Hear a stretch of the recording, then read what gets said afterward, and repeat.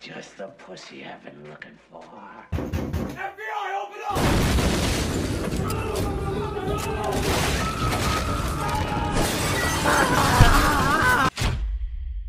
Alright, okay.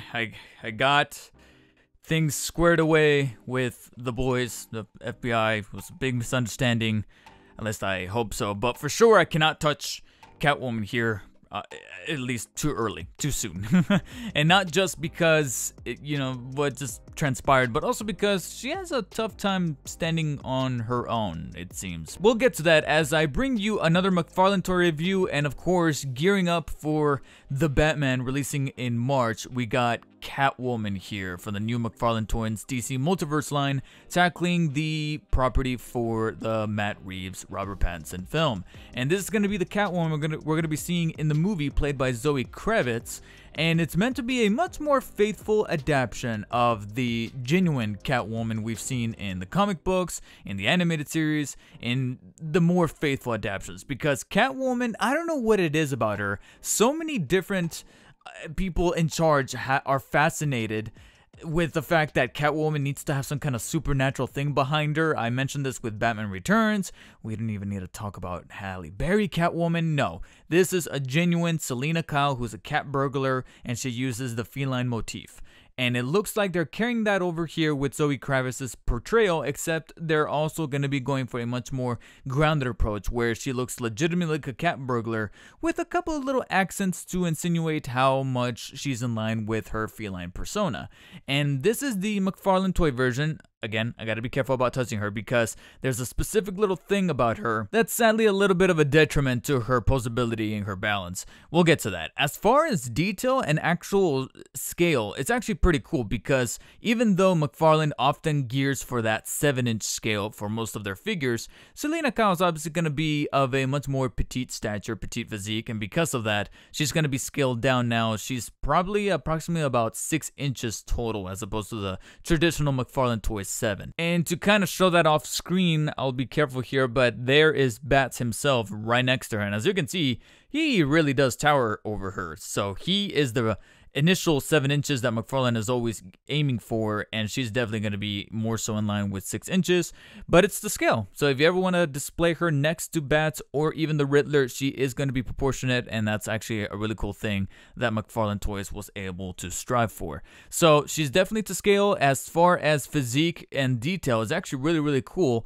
especially amongst the texture of her suit. You have a lot of like paneling and Kevlar design kind of textures and a lot of things going on with her suit that are really, really cool. Of course, she's going to have the much more accentuated parts of her body that, of course, speak to her character, and she's going to own up to them, specifically the heel-like boots, as well as the torso and the bodice of the suit and the different kind of layers and everything. It's difficult to tackle a figure such as this without it coming across as pervy, as coming across as Burton's Penguin, as he was in that movie. And it only speaks to the actual, artistry behind the sculpting of the figure itself. In fact, I'll go as far as to, I believe this is the first female McFarlane figure that I've covered on the channel so far, and frankly, they hit out of the park as far as her representation. I would say that out of the entire part of the suit, a couple of things stick out to me that are really, really cool. One is that even though, and I'm gonna go ahead and pick her up now, alright, just be careful. Be careful here. But as far as her suit design and detail, it's really, really cool as far as how they got the patterns going on with her suit. But to me, what stands out the most is the little strap across her torso here, the one around her neck that kind of resembles a bit of a collar, but then you also have the braces around her wrists. And it's because of those little details that made me go, okay, yeah, this is a typical cat burglar suit, and there goes a little bit of that positioning and balance issue that she's got going on. But I'll tackle that more so when we get to articulation, because I feel like it speaks more broadly in that department. But as far as those little details that I pointed out before, it kind of speaks to how she modified her suit to, again, speak to that cat-like persona. You got those braces that remind me an awful lot of, for lack of a better term, the collars on a cat specifically, or a untamed beast, if you will. So therefore, her adding those little modifications kind of speak to her character, and they carry that over here in figure form. To me, the part that stands out the most is actually the head, because not only is the texture of the mask coming through very, very well as far as how not only it looks, but also how it feels. It feels almost like it's made out of a different plastic than that of the rest of the suit. Amongst that, you also have the detail in the eyes that closely resembles Zoe Kravitz, so you can definitely tell that that's her under there.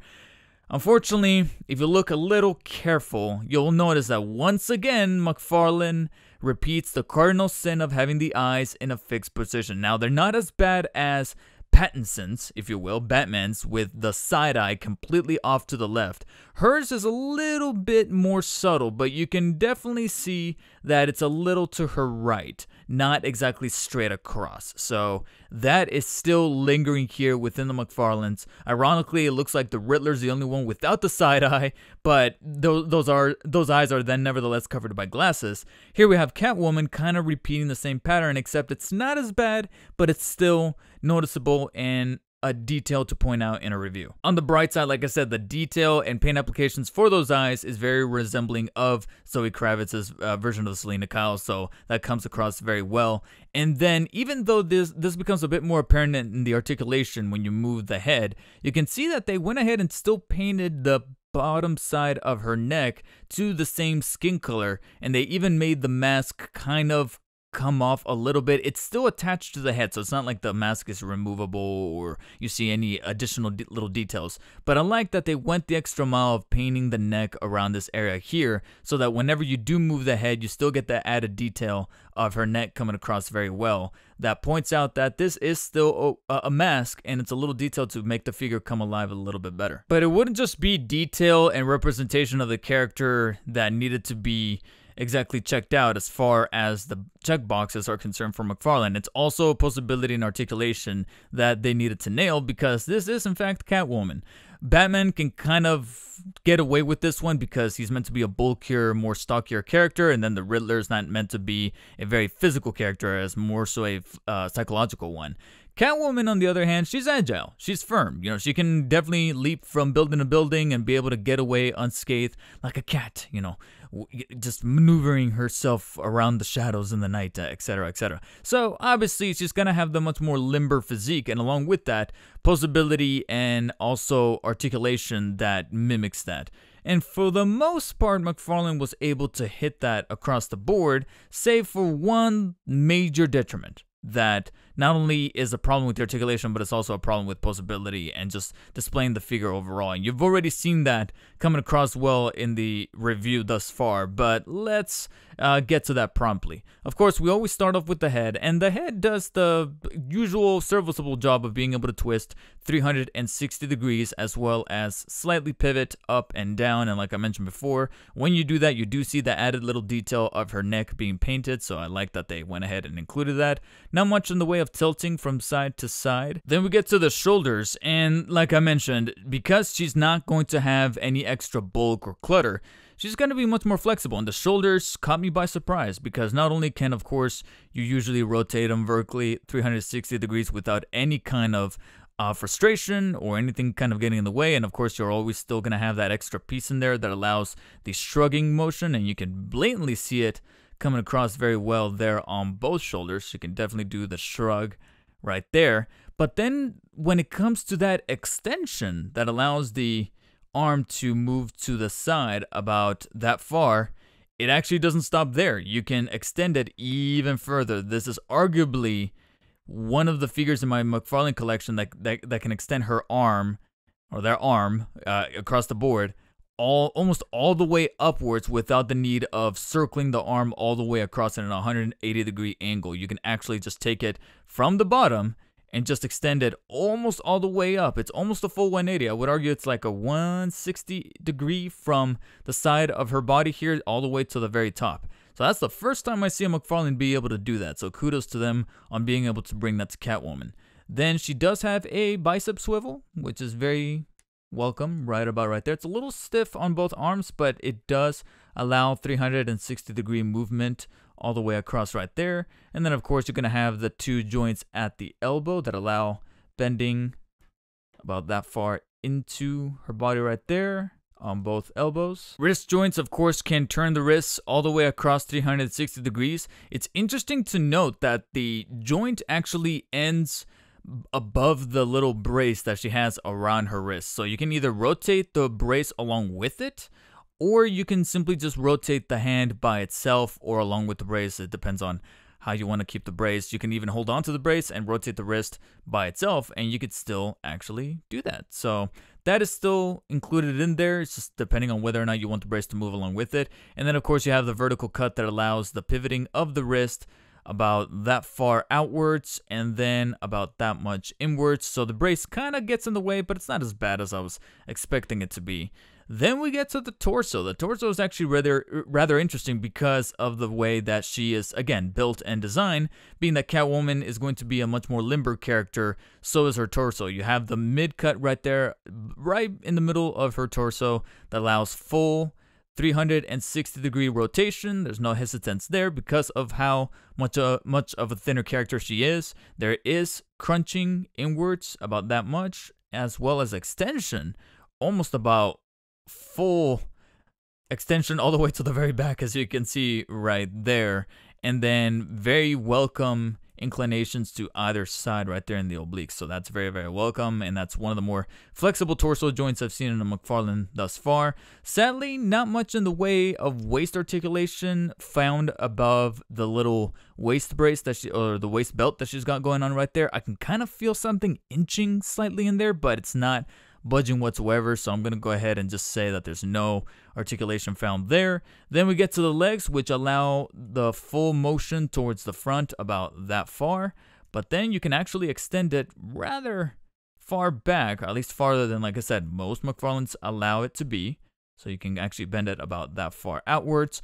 And just like I was expecting, again, considering the character and how agile she is designed to be, she has almost full extension to both sides, to the point where she can almost do a full-on splits on either side of the legs. So this is, again, one of the more articulated figures I've come across thus far from McFarlane's, but it makes sense because this is, in fact, Catwoman herself. There's even a slight, I don't know if this is meant to be an intended part of the articulation or not, but you can see that there's slight swiveling going on right there at the top of the left leg, but something tells me that it's just a little accident with my figure because the right one doesn't really swivel the way that I want it to, like on the left one. So you can see right there. Something tells me it has to do with a little bit of looseness going on with that little hinge joint that McFarlane puts into the top of their legs. So something tells me that's just my figure kind of having a little happy accident there. Then we get to the knees, which of course both have 2 joints that allow full bending all the way back like so. And then we get to arguably the most problematic part of this figure, which are the ankles. Because of how accurate she is to scale as far as her height and even her proportions, which is still very commendable for McFarlane to honor, you can definitely see right there that there was no way to properly even mask the ball joints that they traditionally put in their McFarlanes around the wrists and the ankles. Now on the wrists, they were able to mask them again with those braces that I've showed off before, but that was not going to be the case for the boots because somehow, some way, they were going to need to put the ball joints there, and they're very, very prevalent there, more so than in any other figure because of, again, the way that her character is designed. So the ankle joints right there do the serviceable job of being able to allow the ankle to not only flex about that far forward, which is very adamant, but also very much that far back, as you can see right there, as well as 360-degree rotation there that moves along with the ball joint in place, if you so choose to do that. And because of that, depending on which way you kind of incline the joint, that also allows it to be able to bend kind of off to the side, depending on, like I said, how you have the ankle kind of position there.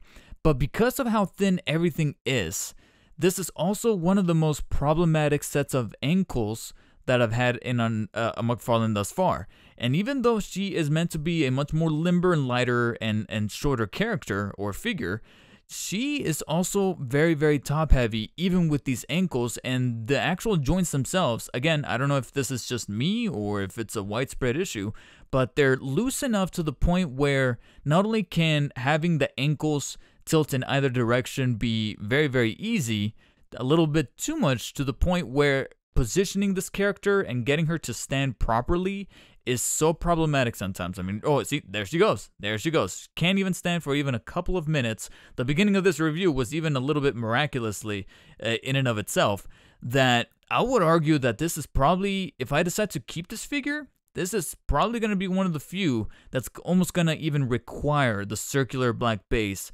that McFarlane throws in with their figures. It's almost going to be mandatory. And she does have holes on either heels if you want to use it on either one, because something tells me that due to the way that these ankles are designed, you're definitely going to need it. That also translates a little more so to the toes. We get toesies, but sadly, and I truly do believe that this is just my figure. I don't know if anybody else has gotten this problem with theirs. If anybody owns the Catwoman figure, let me know in the comments, please. But the ankles on her, the toes on her little boots here, they do, in fact, articulate to be able to bend all the way up like you see right there. But they are super, super loose to the point where any slight little nudge past the point of them being flat across the board there, you move them up and they are very, very flimsy. More so than any other toe articulation that I've had in any other McFarlane figures. So not only do the ankles give out very easily and break with any slight little movement of the joint, but also the toes. And because of that, she doesn't exactly have the most secure footing of any of the McFarlanes I've covered recently. And because of that, positioning her is going to be kind of a kitty cat, all right, for lack of a better term. To the point where, like I said, you're gonna need that circular base one way or another. So while I have her miraculously standing right now, let me quickly tackle her only accessory, which is her little beaded whip here, if you will. If this review could not get any more innuendoous, if that's even a word, but she comes with a whip, which I don't know if I haven't seen enough trailers or TV spots, but I have yet to see her using a whip in the movie as far as the footage that has been shown. Thus far, this is the whip itself, and it's molded and in this fixed position, so there's no way to, it's not like one of those other kinds of accessories that you might have seen in figures past where you can kind of like pose it and mold it to your heart's content. Unfortunately, it's stuck in this position. Detail is just okay. It's a molded piece of plastic with that kind of that beaded pattern across the board. Gets a little phallic there towards the very top of the whip itself. And then towards the bottom, it has this little kind of peggy look to it that it almost looks like it needs to fit somewhere, except there's obviously nothing like that found on her as a figure herself. So the only real thing that you can really do is take her non-fisted hand. She's got the one fist hand on her left. On her right, she's going to have a much more open hand that allows her to hold the whip in place and therefore use it for posability's sake. Other than that, she doesn't really come with anything else. I would have given McFarlane humongous props, just the most absolute kudos as a collector if they went ahead and threw in a kitty cat. If they threw in an actual cat, which we definitely did see in the trailers, so she definitely has some pet cats at home, and it would have been nice if they would have included just a couple of whiskers, maybe one or two, maybe three, I don't know. It's funny, I'm not even a cat lover, I'm a dog lover, but recently I've warmed up to cats, just a tiny, tiny bit, and it would have been a little welcome to at least include one, but maybe that would have not been very McFarlane-y for them to do. Other than that, though, she is definitely a much more impressionable figure than I had her made out to be, because when they released the press photos and the release statements for the McFarlane figures that were going to be tied to the Batman movie, obviously I knew that Batman was a day one. Whether or not Riddler or Catwoman were going to fit that bill was yet to be determined. She ended up being one of the more impressive figures thus far, and it'll be nice to see if maybe McFarlane can take some other characters from the Batman.